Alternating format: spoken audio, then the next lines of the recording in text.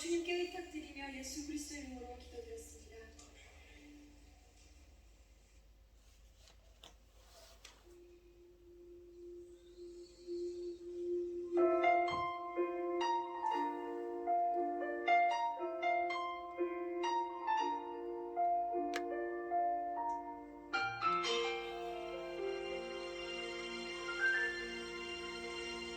주님과 함께하는 이 고요한 시간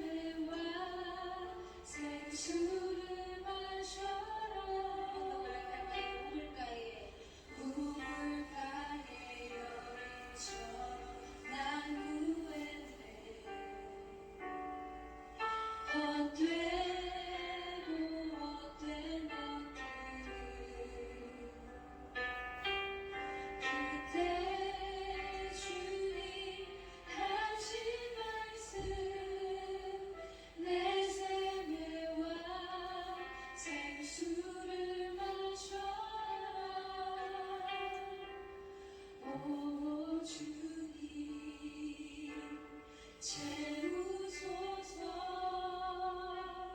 나의 잔을 높이 듭니다. 하늘 양치 내게 채워주소서. 넘치도록 채워주소서. 한 번 더 우물가에 우물가에 여인처럼 난 구했네. 헛되고 헛된 것들을 그때 주님 하신 말씀 내 삶의 생수를 마셔. 주님 채우소서. 주님 채우소서. 나의 삶을 넘기 듭니다. 하늘 양식 내게 채워주소서.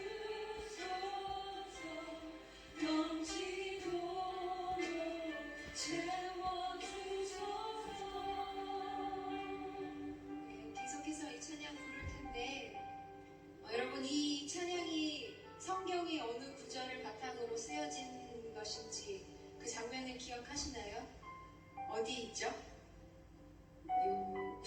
구약 신약, 신약, 천재적이십니다. 신약에 어디 있죠? 이렇게 복화술을 저한테 요한복음 4장에 보면 그 우물가의 여인에게 예수님 찾아오셔서 말씀하시죠. 저는 그 본문을 읽다가 예수님한테 되게 기분이 나빠졌었어요. 왜냐면 예수님이 거기서 정말 처음 본 생뚱맞은 여인, 그 여인 입장에서 생뚱맞은 한 남자가 넌 남편이 5이지라고 얘기하는 거예요. 좀 기분이 나빴을 것 같아요. 저 사람 뭐야? 나한테 와서 저희가 뭔데 내 과거 그 아픈 치부를 끄집어내면서 너 남편이 5이 있다고 말을 하는 걸까? 어쩌면 그 여인은 잘생긴 남편을 만나서 결혼을 했다가 실패했을 수도 있고, 얼굴만 봐서 그 다음에 돈 많은 남자를 만났다 실패했을 수도 있고, 성격만 보고 골랐다가 실패했을 수도 있고, 알고 봤더니 뒤에 있는 무서운 시부모님 뭐 이런 거죠. 그 여러 가지 상황, 우리는 이해할 수 없는 상황으로 많은 실패를 거듭하고 자신이 옳다고 생각했던 가치를 쫓아 추구하여 갔다가 5번이나 실패했던 그 여인에게 너는 남편이 5이 있어. 그러나 나는 너를 영원히 목마르지 않게 할 수 있는 그 생수를 주는 자다 라고 예수님은 자신 있는 선언을 하십니다. 혹시 여러분 남편이 5이나 있지는 않으시지만 이해할 수 없는 5번의 시련의 아픔을 갖고 계신 분들, 혹은 이해할 수 없는 실패의 반복들로 힘들어하고 계신 분들 오늘 계신지 모르겠습니다. 혹은 예수님 만날 수 있을 것 같은데 오늘도 예수님을 만나지 못한 것 같은 마음으로 쓴 마음으로 돌아간 기억들 때문에 예수님 앞에 나오지 못하시는 분들 혹시 이 자리에 계시다면 우리 시간 다시 한번 주 앞에 구할 때 주님, 다른 헛된 것이 아니라 주님을 구하고 주님을 찾고 주님 만나기 원합니다. 우리 좀 그런 고백으로 이 노래를 우리의 기도로 같이 드려보겠습니다.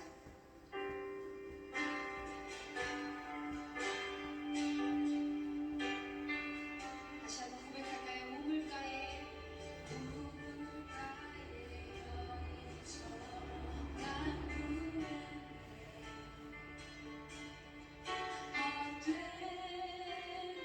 헛된 것들을 그때 주님 하신 말씀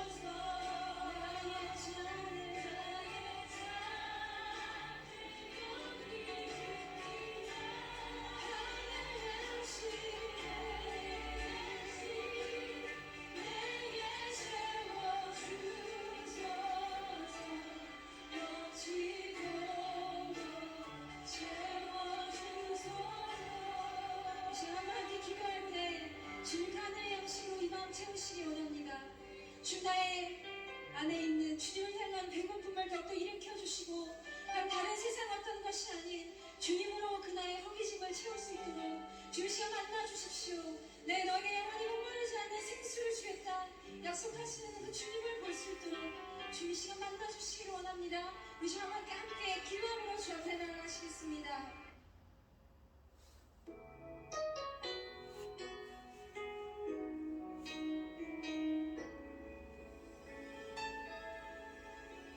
주 사랑이 나를 숨쉬게 해 세상 그 어떤 어려움 속에도 주님 되어 나를 돌보시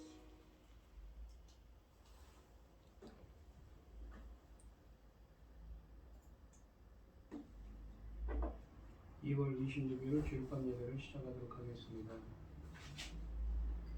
사도신경 하심으로 신앙 고백하시겠습니다. 전능하사 천지를 만드신 하나님 아버지를 내가 믿사오며 그 외아들 우리 주 예수 그리스도를 믿사오니 이는 성령으로 잉태하사 동정녀 마리아에게 나시고 본디오 빌라도에게 고난을 받으사 십자가에 못 박혀 죽으시고 장사한 지 사흘 만에 죽은 자 가운데서 다시 살아나시며 하늘에 오르사 전능하신 하나님 우편에 앉아 계시다가 저리로서 산자와 죽은 자를 심판하러 오시리라. 성령을 믿사오며 거룩한 공회와 성도가 서로 교통하는 것과 죄를 사하여 주시는 것과 몸이 다시 사는 것과 영원히 사는 것을 믿사옵나이다. 아멘. 찬송가 314장입니다. 314장 찬송하시고 고현희 집사님 기도해 주시겠습니다. 내 구주 예수를 더욱 사랑 엎드려 비는 말 들으소서. 내 진정 소원이 내 구주 예수를 더욱 사랑 더욱 사랑. 이전에 세상 나 기뻤어도 지금 내 기쁨은 오직 예수. 다만 내 비는 말 내 구주 예수를 더욱 사랑 더욱 사랑. 이 세상 떠날 때 찬양하고 숨질 때 하는 말 이것일세. 다만 내 비는 말 내 구주 예수를 더욱 사랑 더욱 사랑. 아멘. 할렐루야. 여호와를 경외하며 그 계명을 크게 즐거워하는 자는 복이 있도다. 그의 후손이 땅에서 강성하며 정직한 자들의 후손에게 복이 있으리로다. 부와 재물이 그 집에 있으며 금이가 영구히 서 있으리로다. 정직한 자들에게는 흑암 중에 빛이 일어나니 그는 자비롭고 긍휼이 많으며 의로우로다. 주님의 귀한 말씀은 내 발의 빛이요 목마른 사막길에서 샘물과 같도다. 굶주린 너의 영혼을 만나로 먹이시고 내 발길 밝게 비추니 그 말씀 귀하다. 하늘의 깊은 지혜를 깨닫게 하시고 주 말씀 밝게 알도록 늘 인도하여 주셔서. 천지 만물을 지으신 전능하신 하나님 아버지, 어리석고 보잘것없는 저희를 자녀 삼으시고 아버지의 사랑 가운데 살게 하심을 감사드립니다. 요란한 세상 가운데서도 이 시간 하나님께 예배드릴 수 있도록 인도하셨으니 감사합니다. 사랑의 아버지 하나님, 지금은 중대한 시대입니다. 아버지 하나님께서 받으실 그 열매들이 마지막 단장할 때 아버지 아름다운 열매를 맺지 못하는 나무는 찌가 없애버린다고 하셨듯이 그 엄미한 말씀에서 아버지는 아름다운 열매로 맺어질 수 있는 중대한 시대입니다. 이 중대한 시대에 당신의 사랑하는 종 아버지의 열매 맺을 말씀을 들고 강단에 서게 하셨으니 참으로 감사드립니다. 아버지 하나님 그 귀한 말씀으로 아버지께서 기뻐 받으실 아름다운 열매를 맺을 수 있는 준비의 기간이 되게 하여 주시옵소서. 아멘. 열매를 맺어서 아버지께서 기뻐 받으실 그 열매들을 생각할 때 얼마나 귀합니까? 아버지는 이 때를 아버지는 이 기회를 놓치지 않고 정말 하나님 보시기에 아름다운 그리스도의 신부로 단장할 수 있는 이 중대한 시대에 아버지는 놓치지 않고 이 기회에 잘 하나님 보시기에도 아름다운 열매로 맺어질 수 있는 귀한 아버지 시간들이 되도록 도와주시옵기를 원하옵고 이 모든 말씀 아버지 하나님 날 구원하신 우리를 구원하신 예수 그리스도의 이름으로 기도드리옵나이다. 아멘. 오늘 함께 하실 하나님의 말씀은 고린도전서 14장 20절로 40절 말씀입니다. 20절로 40절 말씀입니다. 교독을 하겠습니다. 제가 먼저 읽겠습니다. 형제들아 지혜에는 아이가 되지 말고 악에는 어린아이가 되라. 지혜에는 장성한 사람이 되라. 율법에 기록된 바 주께서 이르시되 내가 다른 방언을 말하는 자와 다른 입술로 이 백성에게 말할지라도 그들이 여전히 듣지 아니하리라 하였으니 그러므로 방언은 믿는 자들을 위하지 아니하고 믿지 아니하는 자들을 위하는 표적이나 예언은 믿지 아니하는 자들을 위하지 않고 믿는 자들을 위함이니라. 그러므로 온 교회가 함께 모여 다 방언으로 말하면 알지 못하는 자들이나 믿지 않은 자들이 들어와서 너희를 미쳤다 하지 아니하겠느냐. 그러나 다 예언을 하면 믿지 아니하는 자들이나 알지 못하는 자들이 들어와서 모든 사람에게 책망을 들으며 모든 사람에게 판단을 받고 그 마음의 숨은 일들이 드러나게 되므로 엎드려 하나님께 경배하며 하나님께 참으로 너희 가운데 계신다 청토하리라. 그런즉 형제들아 어찌할까 너희가 모일 때에 각각 찬송시도 있으며 가르치는 말씀도 있으며 계시도 있으며 방언도 있으며 통역함도 있나니 모든 것을 덕을 세우기 위하여 하라. 만일 누가 방언으로 말하거든 두 사람이나 많아야 세 사람이 차례를 따라하고 한 사람이 통역할 것이요. 만일 통역하는 자가 없으면 교회에서는 잠잠하고 자기와 하나님께 말할 것이요. 예언하는 자는 둘이나 셋이나 말하고 다른 이들은 분별할 것이요. 만일 곁에 앉아있는 다른 이에게 계시가 있으면 먼저 하던 자는 잠잠할지니라. 너희는 다 모든 사람으로 배우게 하고 모든 사람으로 권면을 받게 하기 위하여 하나씩 예언할 수 있느니라. 예언하는 자들의 영은 예언하는 자들에게 제재를 받나니 하나님은 무질서 하나님이 아니시요 오직 화평의 하나님이시니라.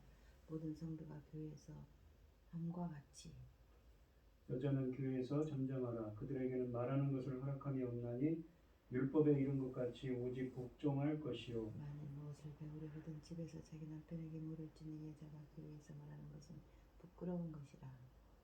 하나님의 말씀이 너희로부터 난 것이냐 또는 너희에게만 임한 것이냐. 만일 누구든지 자기를 선지자나 혹은 신령한 자로 생각하거든 내가 너희에게 편지하는 이 글이 주의 명령인 줄 알라. 만일 누구든지 알지 못하면 그는 알지 못한 자니라. 그러면 형제들아 예언하기를 사모하며 방언 말하기를 금지하지 말라. 모든 것을 품위 있게 하고 질서 있게 하라. 아멘.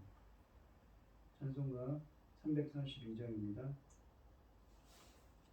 너 시험을 당해 죄 짓지 말고 너 용기를 다해 곧 물리치라. 너 시험을 이겨 새 힘을 얻고 주 예수를 믿어 늘 승리하라. 우리 구주의 힘과 그의 위로를 빌라. 주님 내 편에 서서 항상 도우시리.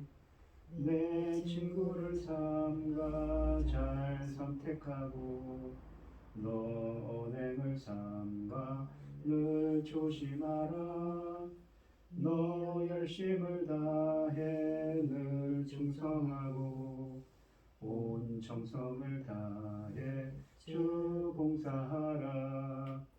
우리 구주의 힘과 그의 위로를 빌라. 주님 내 편에 서서 항상 도우시리. 잘 이기는 자는 상 받으리니 너 낙심치 말고 늘 전진하라. 내 구세주 예수 힘 주시리니 주 예수를 믿어 늘 승리하라. 우리 구주의 힘과 그의 위로를 빌라.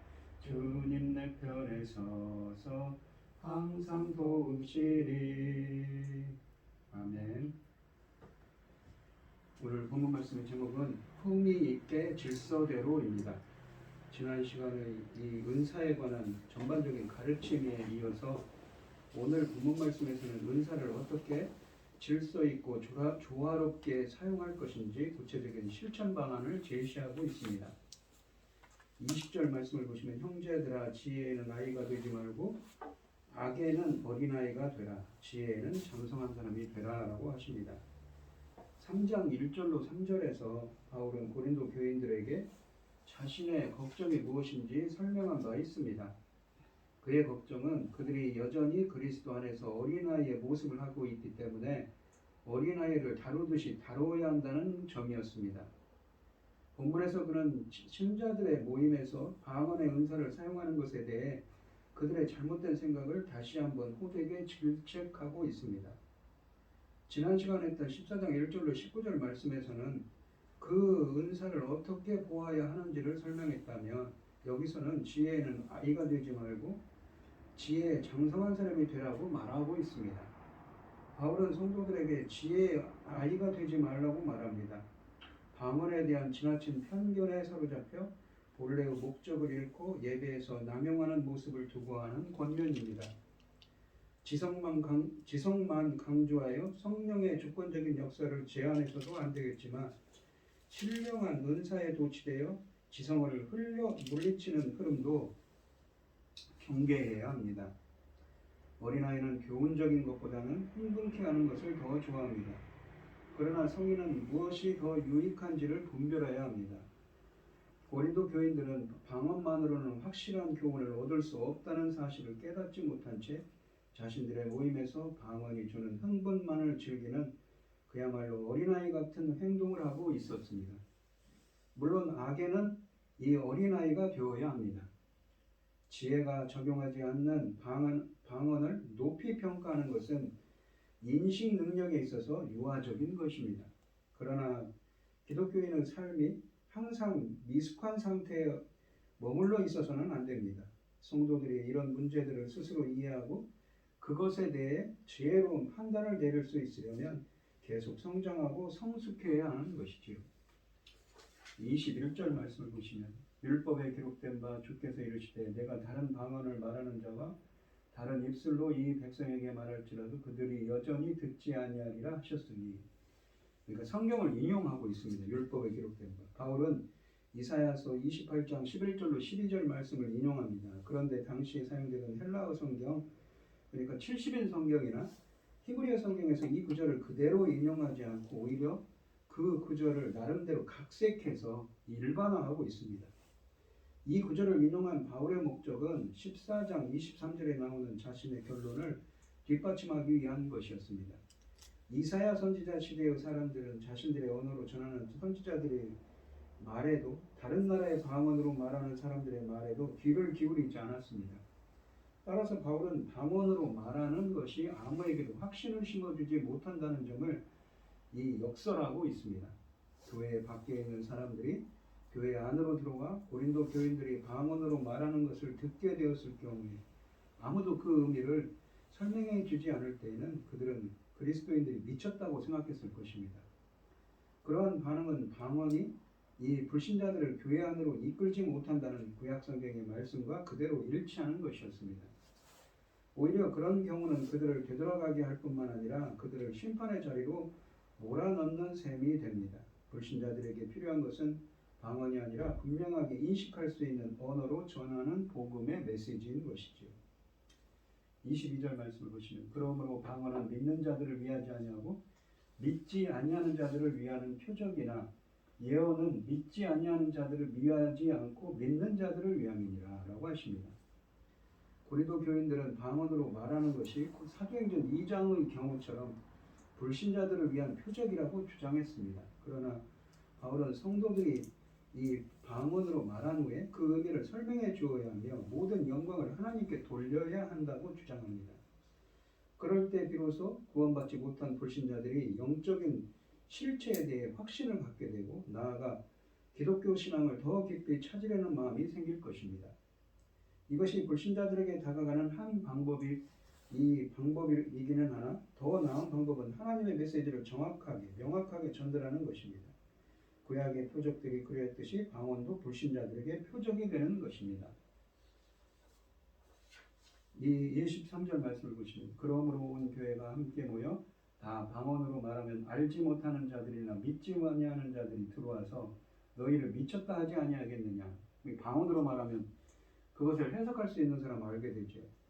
고린도 교인들이 방언을 말할 때 취한 방식은 아무에게도 도움이 되지 않았습니다. 온 교회가 함께 모여 다 방언으로 말하면 혼란스러운 소음만 가져올 뿐입니다. 설령 그들이 한 번에 한 사람씩 돌아가며 방언을 해도 방언으로 말한 내용을 통역해 주지 않는다면 알지 못하는 자들, 방언을 이해하지 못하는 성도들이나 그 자리에 참석한 믿지 아니하는 자들은 기독교인들을 가리켜 미쳤다고 말할 것입니다. 그들에게는 방언이 찬미와 기도하는 소리로 들리지 않고 그들이 모두 제정신이 아니라는 생각만 들 것입니다. 이것은 아무에게도 유익이 되지 않을 뿐더러 불신자들에게도 겁을 주고 나아가 교회를 증거하는 데 치명적인 상처만 주는 것입니다. 24절 말씀을 보시면 그러나 다 예언을 하면 믿지 아니하는 자들이나 알지 못하는 자들이 들어와서 모든 사람에게 책망을 들으며 모든 사람에게 판단을 받고라고 합니다. 예언이라고 되어 있지만 이것은 하나님의 말씀을 의미하는 것이죠. 예언도 하나님의 말씀에 포함되는 것입니다. 바울은 14장 1절로 6절에서 방언보다 예언이 더 가치 있다고 말했습니다. 왜냐하면 예언이 사람에게 덕을 세우며 권면하며 안위하는 것이기 때문이라고 14장 3절에 말했습니다. 또 예언은 진리의 말씀을 외부에 전하는 것입니다. 이것은 아마도 설교의 형태를 띠었을 것입니다. 그리고 이것이 바로 이 구절에서 언급하고 있는 예언의 형태입니다. 그렇게 보는 것은 그것을 듣고 이해하는 사람들이 굉장한 영향력을 받고 있기 때문입니다. 믿지 아니하는 자들과 방언의 은사를 받지 못한 성도들이 그 모임에 참석하여 뭔가를 배웠을 것입니다. 여기서 바울은 사람들로 하여금 자신들의 죄를 회개하도록 이끄는데 도움을 준 그 구체적인 설교식 예언을 부각하고 있습니다. 그들은 모든 사람에게 책망을 들을 것입니다. 여기 책망을 듣는다는 말은 사람들에게 죄를 알려주고 시인하게 하시는 성령님의 사역을 통하여 책망이나 훈계를 받게 되는 것을 의미합니다. 또한 불신자들도 판단을 받게 될 터인데 여기서의 판단은 재판을 받다, 책임을 지게 되다 등의 의미를 담고 있습니다. 25절 말씀을 보시면 그 마음에 숨은 일들이 드러나게 되므로 엎드려 하나님께 경배하며 어떨 때 마음에 숨은 것들이 드러납니까? 예언을 할 때죠. 하나님이 참으로 너희 가운데 계신다 전파하리라. 예언을 하지만 이것도 하나님의 말씀입니다. 통해서 그 마음에 숨은 일이 드러나게 될 때 죄를 자각하게 되는 것입니다. 확실히 고린도 교인들은 모두가 방언을 해야 하는 것으로 생각했으나 그 생각이 잘못이라고는 거의 생각하지 못했습니다. 아무도 죄의 정면으로 부딪히지 않았기 때문에 자기들은 모두 대단히 신령한 존재인 줄로 여겼습니다. 그러나 성령의 영감을 받은 진리의 말씀이 전해질 때 정말로 그 말씀을 들은 사람들은 하나님이 회중들 가운데 바로 그 자리에 자기들과 함께 계심을 발견할 것이고 결국 그분의 임재를 알 것입니다. 그 말씀을 알아들은 사람들은 엎드려 하나님께 경배하게 될 것입니다. 그것이야말로 교회가 추구해야 할 궁극적인 모습인 것이지요. 다시 말해서 불신자들을 찾아가서 붙잡고 예수 그리스도 안에 있는 구원의 믿음을 그들에게 전해주며 그들이 성숙한 자리까지 성장하도록 돕는 것이 교회가 궁극적으로 추구해야 할 모습인 것입니다. 26절에 보시면 그런즉 형제들아 어찌할까 너희가 모일 때에 각각 찬송시도 있으며 가르치는 말씀도 있으며 계시도 있으며 방언도 있으며 통역함도 있나니 모든 것을 덕을 세우기 위하여 하라 라고 하십니다. 이 성도들이 모일 때 각각 찬송시도 있고 가르치는 말씀도 있고 또한 계시도 있고 이것은 예언의 은사에 속하는 부분일 수 있지요. 방언도 있으며 통역도 있습니다. 다양한 은사들이 있지만 이런 모든 활동을 진행할 때 모든 것을 덕을 세우기 위해서 해야 한다고 하십니다. 또한 모든 성도들은 사랑을 보여주어야 하는 것이지요. 13장 말씀처럼 말입니다. 27절로 28절 말씀을 보시면 만일 누가 방언으로 말하거든 두 사람이나 많아야 세 사람이 차례를 따라하고 한 사람이 통역할 것이요 만일 통역하는 자가 없으면 교회에서는 잠잠하고 자기와 하나님께 말할 것이요 라고 되어 있습니다. 바울은 방언이 어떻게 하면 계속 유익할 수 있는지 설명하고 있습니다. 14장 5절에서 이미 말씀하신 대로 방언은 통역이 없으면 유익하지 못하며 또한 모든 사람이 한꺼번에 방언을 할 때도 역시 그러합니다. 간단한 몇 가지 규칙들만 잘 따른다면 방언은 모두에게 유익할 수가 있습니다. 첫째, 회중 속에 누가 방언의 은사를 소유하여 방언으로 말할 경우에 두 사람이나 많아야 세 사람이 차례를 따라 해야 한다는 것이지요. 다시 말해서 방언의 은사를 가진 모든 사람이 전부 방언으로 말하려고 해서는 안 되는 것입니다. 오직 둘 혹은 많아야 세 사람 정도가 적당한 것입니다. 차례를 따라 방언을 해야 한다는 것은 이 참으로 올바른 지적인 것입니다. 10중 8구 고린도 교인들은 그렇게 하지 않았을 것입니다. 그들은 이 은사를 지나치게 강조했고 교회의 모임들을 전부 방언으로 진행하고 있었을 것입니다. 그래서 바울이 이러한 잘못을 자로잡고 있는 것입니다. 더욱이 방언을 말하고 싶은 이 충동을 스스로 조절할 수 없을 정도로 사람들이 그 은사의 지배를 받아서도 안 되는 것이지요. 성도들이 절제하며 적절하게 그리고 질서 있게 그 은사를 발휘하는 것은 얼마든지 가능한 것입니다.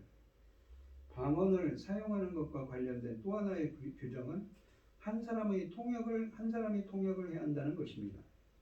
방언을 말하는 사람 자신이 만약 통역의 은사도 함께 가지고 있다면 직접 통역을 할 수도 있고 아니면 통역의 은사를 가진 다른 사람이 방언의 내용을 알아들을 수 있는 언어로 통역해 줄 수도 있습니다.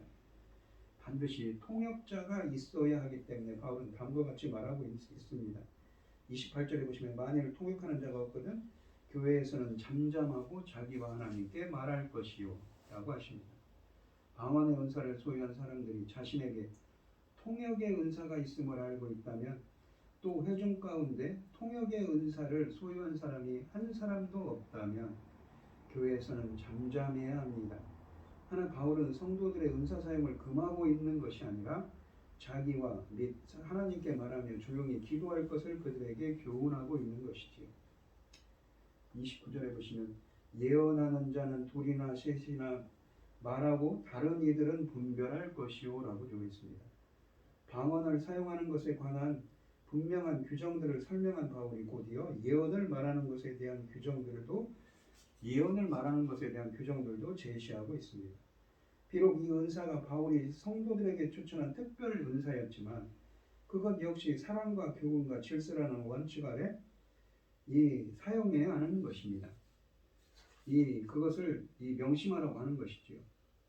방언을 말할 때 오직 두세 사람 정도에게만 허용한 것처럼 마찬가지로 예언하는 자는 둘이나 셋, 그러니까 물론 이들은 예언의 은사를 소유한 사람들이겠지요. 둘이나 셋이 바람직합니다. 그리고 교회 안에 있는 사람들은 은사를 받은 사람들이든 아니든 간에 결코 사람의 말을 함부로 받아들여서는 안 되는 것입니다. 반드시 그 말을 하나님의 말씀에 바탕을 둔 세심한 분별과 성경의 깊은 지식에 비추어 보아야 하는 것이지요. 그렇게 하지 않으면 거짓 교사들이 쉽게 발언할 기회를 얻어 사람들을 미혹하여 곁길로 유도할 수도 있습니다. 30절로 32절 말씀을 읽겠습니다. 만일 곁에 앉아있는 다른 이에게 계시가 있으며 먼저 하던 자는 잠잠할지니라. 너희는 다 모든 사람으로 배우게 하고 모든 사람으로 권면을 받게 하기 위하여 하나씩 하나씩 예언할 수 있느니라. 예언하는 사람들의 영은 예언하는 자들에게 제재를 받나니라고 되어 있습니다. 질서 있게 이끌어가기 위해서는 더욱 세부적인 지침들이 필요했지요. 30절에 보시면 먼저 발언을 하고 있던 사람은 다른 사람이 계시를 받았을 경우에 기꺼이 그 사람에게 발언권을 넘겨주어야 한다고 합니다.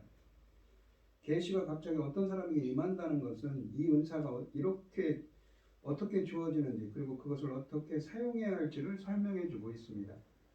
성령께서 각 사람에게 말씀을 전하도록 인도하실 때 예언하는 자들이 차례를 지키지 않고 서로 발언권을 양보하지 않으면 통제불능의 상태에 빠질 것입니다. 31절 말씀은 이 회중 가운데 있는 모든 사람이 예언의 은사를 받았다는 뜻이 아니라 그 은사를 받은 사람들과 성령께서 메시지를 주신 사람들에게 모든 사람으로 배우게 하고 모든 사람으로 권면을 받게 하기 위하여 하나씩 하나씩 차례를 지켜 말씀을 전할 수 있는 기회를 주어야 한다는 뜻입니다. 32절에 이 예언하는 자들의 영이 예언하는 자들에게 제재를 받나니라는 규절은 다른 은사들과 마찬가지로 사람들을 통제불능의 상태로 몰아가서 스스로 자기 입을 막을 수 없을 정도에 이르게 하지 않아야 한다는 의미입니다. 33절 말씀을 보시면 하나님은 무질서의 하나님이 아니시요 오직 화평의 하나님이시라. 모든 성도가 교회에서 함과 같이 모든 성도가 교회에서 함과 같이라고 되어 있습니다.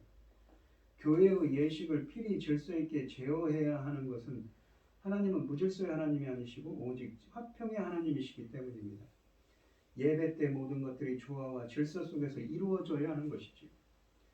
34절로 35절에 보시면 여자는 교회에서 잠잠하라. 그들에게는 말하는 것을 허락함이 없나니 율법에 이른 것 같이 오직 복종할 것이요.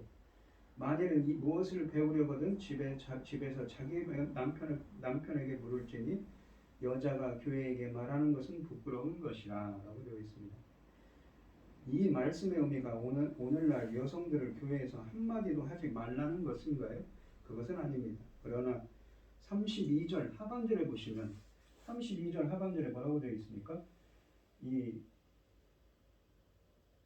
모든 성도가 33절이죠. 33절 하반절에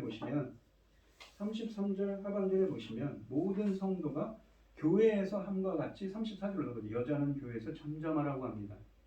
그러니까 이것은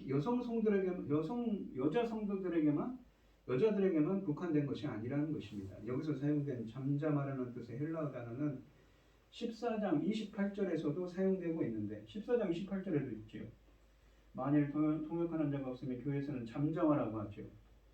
이것은 방언을 말하고 싶은 마음이 간절한 사람에게 통역자가 그 자리에 없으므로 방언을 하지 말라고 명령할 때 사용했습니다. 그 사람에게 절대로 교회에서 말하지 말라는 뜻으로 그 단어를 사용한 것이 아니라 단지 그 예배에 방해가 되지 않기 위해 특정한 조건들이 만족되지 않을 때 침묵을 지키라는 뜻으로 사용되고 있는 것이지요.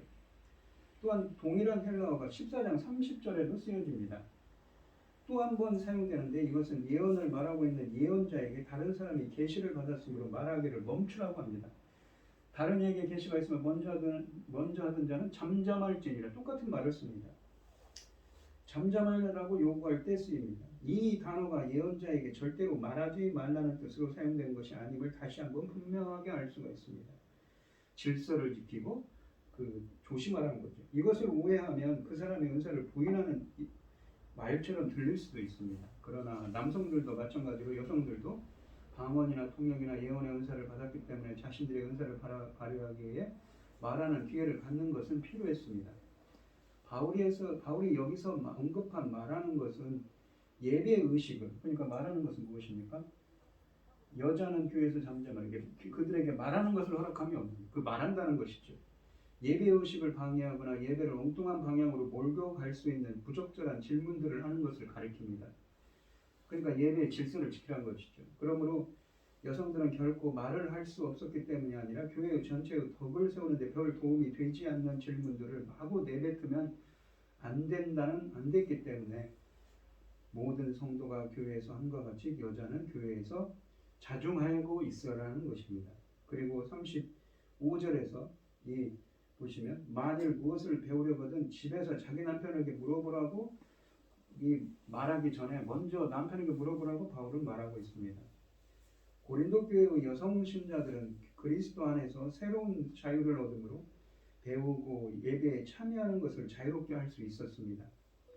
그 결과 예배를 방해하지 않고 가정에서 쉽게 물어볼 수 있는 질문들까지도 교회에서 물어보았던 것이지요. 14장 전체에서 바울은 무질서와 혼란의 다양한 형태들, 특히 고린도 교회에서 발생하고 있는 그런 형태들을 다루었습니다. 본문 말씀은 그것을 바로잡는 역할을 하고 있는 것입니다. 이 경우에 바울은 고린도 교회 여성들에게 예배 시간에는 그들이 그리스도 안에서 누리고 있는 자유함을 지나치게 과시하지 말라고 요구하고 있는 것이지요. 바울의 이 교훈이 의도하는 근본적인 목적은 교회 안에서 여성들의 역할에 대해 가르치려는 데 있는 것이 아니라 화합을 도모하는 데 있습니다. 36절을 보시면 하나님의 말씀이 너희로부터 난 것이냐 또는 너희에게만 임한 것이냐 반어법을 쓰지요. 고린도 교인들은 방언의 은사를 성령 충만의 징표를 주장하면서 그것을 교회의 예배보다도 더 중요하게 여기고 있었습니다. 그래서 14장 전체는 그들의 이런 주장을 바로잡는 데 역점을 두고 있습니다. 14장 18절에 있는 바울이 언급한 내용을 보면 그들은 바울이 방언으로 말하는 것을 한 번도 들은 적이 없기 때문에 바울의 영성마저도 의심하고 있었습니다. 그들은 한마디로 복음을 뒤로한 채 엉뚱한 방향으로 나아가는 우를 범하고 있었습니다. 그래서 바울은 다음과 같은 냉소적인 질문을 던지고 있습니다. 하나님의 말씀이 너희에게로부터 난 것이냐 또는 너희에게만 임한 것이냐라는 것이죠. 그들이 사도이겠는가요? 여러분, 예수 그리스도께 직접 배운 사람들인가요? 그 대답은 노원이죠. 아닙니다. 그런데 어떻게 그들은 구원을 이루는 것이 무엇인지, 예배를 어떻게 드려야 하는지 등을 자기들 마음대로 결정할 수 있다고 생각했는가? 라고 묻는 것이지요. 고린도 교회는 성교회들이 받아들일 수 있는 행동의 범죄에서 벗어나 있었습니다.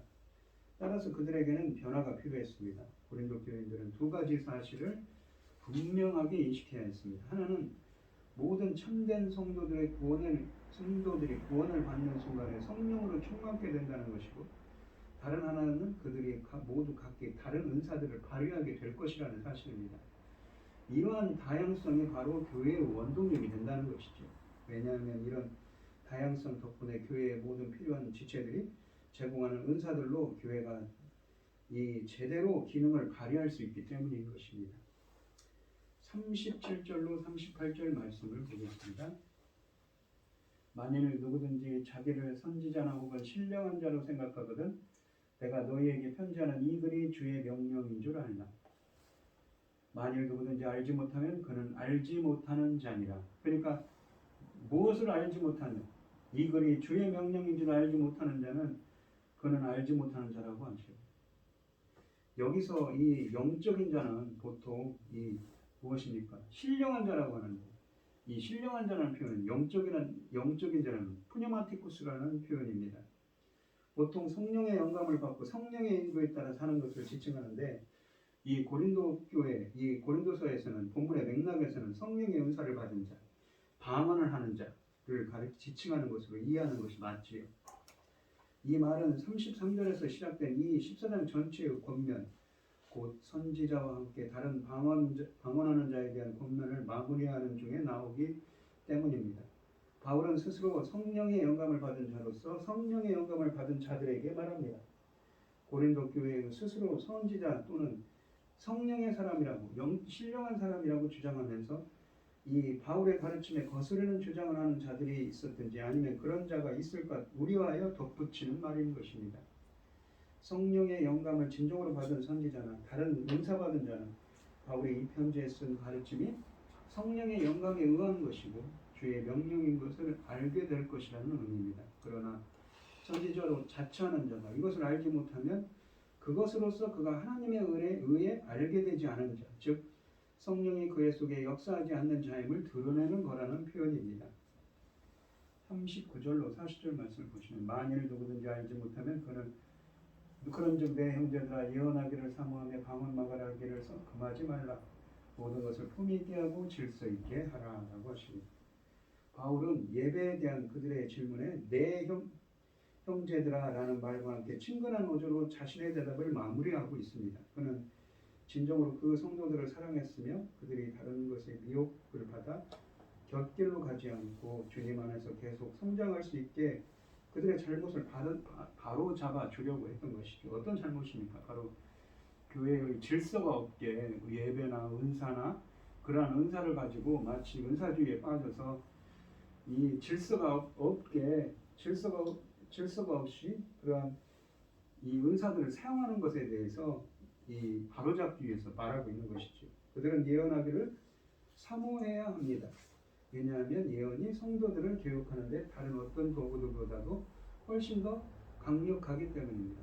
그리고 그들에게 방언 말하기를 금하지 말아야 합니다. 왜냐하면 그것도 성령께서 주신 선물, 성령의 은사거든요.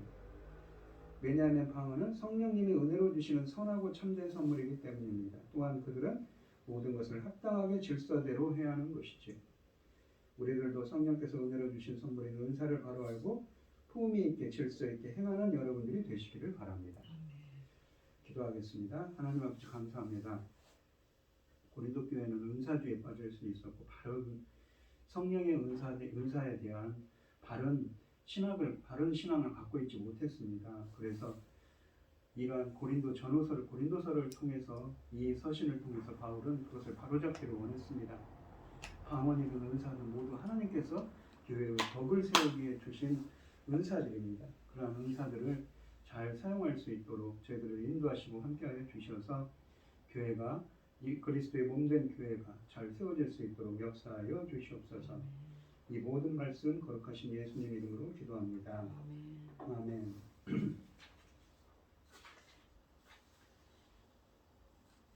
찬송가 401장을 하시고 축도하심으로 오늘 예배를 마치겠습니다. 주의 곁에 있을 때 마음이 든든하오니 주여 내가 살도록 인도하여 주소서. 주여 나를 인도하소서. 바른 세상 살도록 주여 인도하소서. 피난처인 예수여 세상 물결음할 때 크신 은혜 베푸사 나를 숨겨주소서. 주여 나를 인도하소서. 바른 세상 살도록 주여 인도하소서. 세상 풍파 지난 후 영화로운 나라와 눈물 없는 곳으로 들어가게 하소서. 주여 나를 인도하소서. 바른 세상 살도록 주여 인도하소서. 아멘.